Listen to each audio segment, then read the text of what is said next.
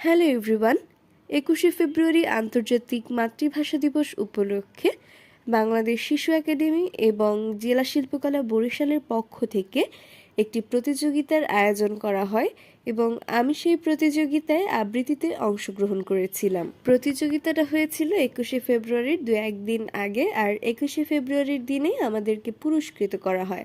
আর পুরস্কার দেওয়ার পাশাপাশি ওই দিন অনেক ধরনের সাংস্কৃতিক অনুষ্ঠান হয়।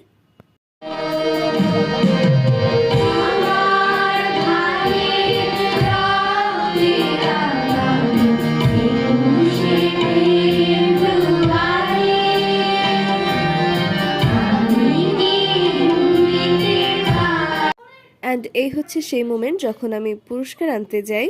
সম্মাননাপত্র এবং সম্মাননা স্মারক নিচ্ছেন দেবশ্রী সাহা, কবিতা আবৃত্তি গ বিভাগে প্রথম স্থান অধিকার করেন। এরপর তো এই ছিল আজকের ভিডিও এবং একদমই মিনি একটা ব্লগ যেটা আমি আপনাদের সাথে শেয়ার করলাম। Thank you so much. দেখা হচ্ছে নেক্সট ভিডিও।